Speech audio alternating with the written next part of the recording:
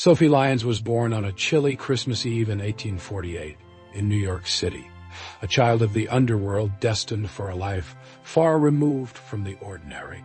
Born Sophie Levy, she inherited a legacy of crime from the moment she took her first breath.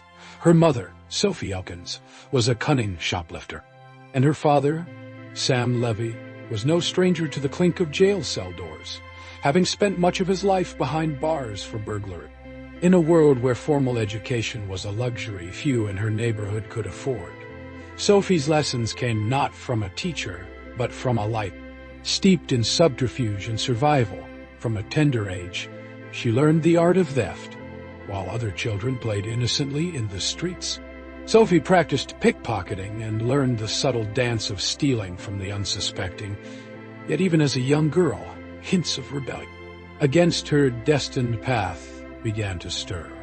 When friends spoke of lives built on honesty and hard work, she momentarily entertained the idea of a different future, but a harsh lesson delivered with the searing threat of a hot poker by her own father drove her back to the only world she had ever known, the world of crime. By her teenage years, Sophie had evolved into a master thief. Her nimble fingers and quick wits turned her into a coveted player in the criminal underworld, where every day was a battle for survival and every night a gamble with fate. At 16, she married Maury Harris, a smooth-talking pickpocket whose charm did little to disguise his mediocrity.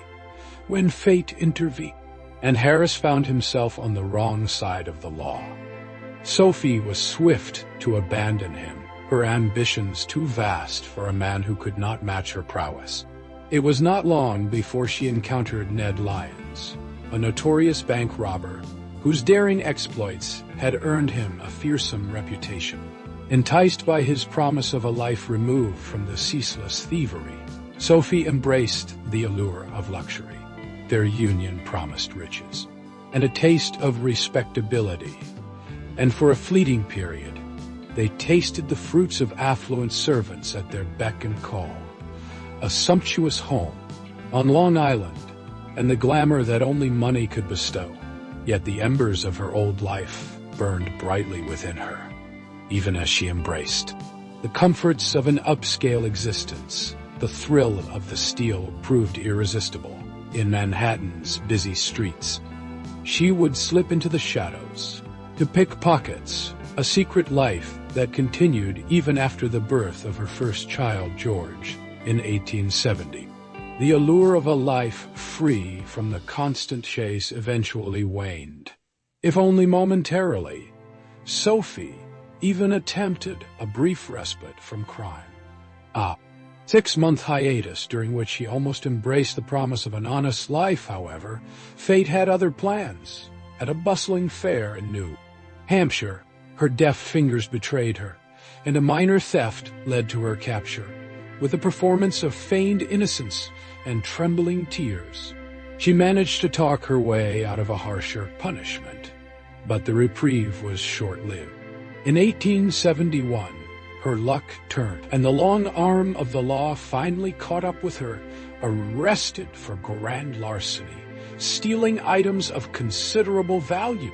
Sophie found herself behind the formidable walls of Sing Sing, one of New York's most notorious prisons. As fate would have it, her husband, Ned Lyons, was also incarcerated there, setting the stage for one of the most audacious prison escapes ever attempted. In a display of ingenuity that would become legendary, Sophie assumed the guise of a model prisoner. She secured a position as a servant for the head matron, a role that granted her unprecedented access to the outside world, as she was allowed to accompany the matron's children on walks beyond the prison's confines. During one such outing, destiny intervened in the form of a fellow inmate, an associate from Ned's own gang.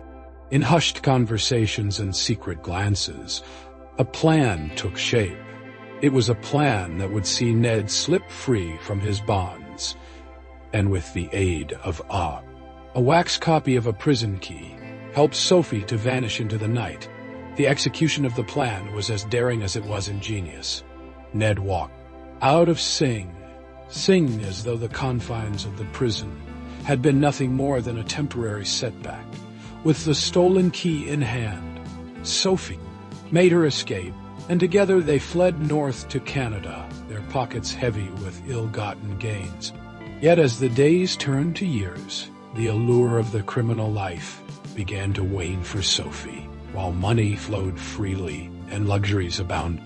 The constant tension and the precarious nature of her existence left her yearning for more than fleeting riches. In the midst of this dual life, sophisticated socialite by day and a cunning thief by night, Sophie's reputation grew. By the 1880s, the newspapers had crowned her the Queen of Crime, a title bestowed by the New York police chief himself. Her exploits were the talk of the city, from elaborate pickpocketing schemes in Manhattan to impersonating a wealthy socialite in Paris. She dazzled both the criminal underworld and high society alike.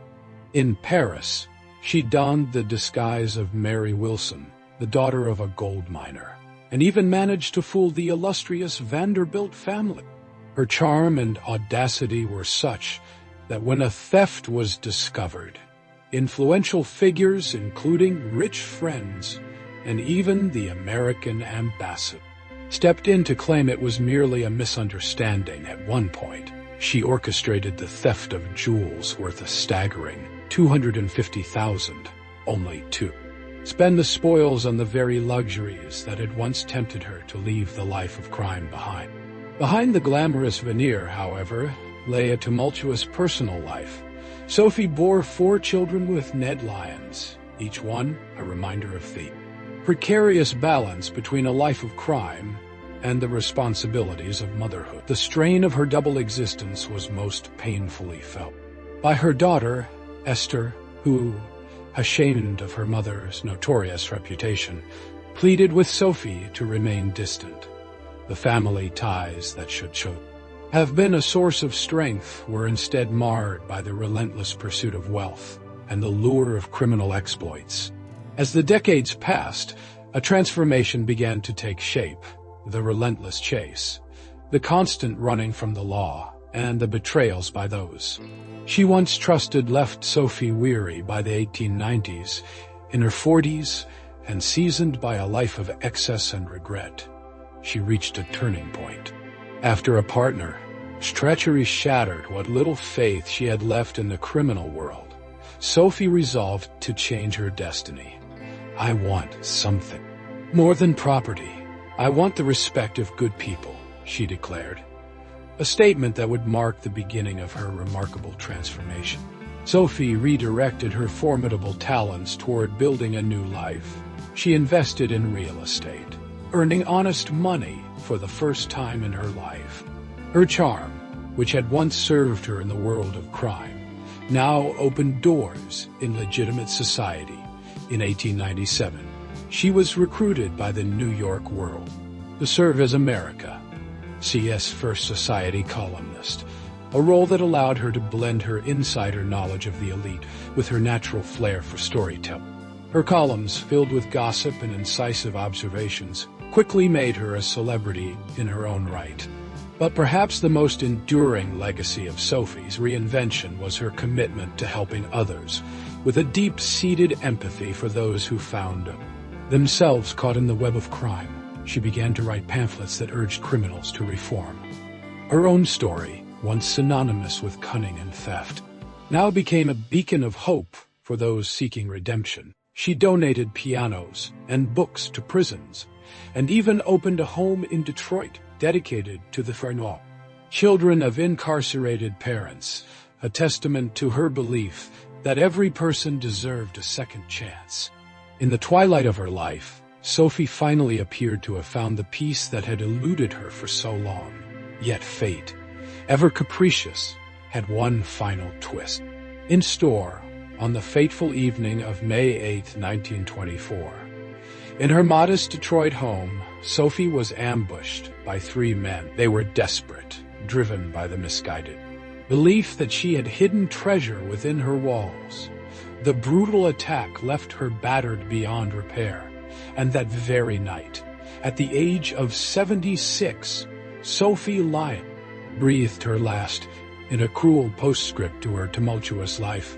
Her once vast estate, valued at $1 million, a fortune that would be equivalent to roughly $15 million today, was left with a mere 100 bequests to her estranged daughter, Esther, a final reminder of the deep personal costs of a life spent on society as fringe.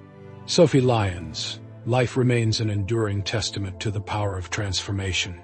Once the scourge of New York's criminal underbelly, and a name whispered with both fear and admiration, she ultimately chose a path of redemption. Her journey, from a child schooled in the dark arts of thievery to a revered social columnist and humanitarian, offers a poignant reminder that even those steeped in the shadows can step into the light.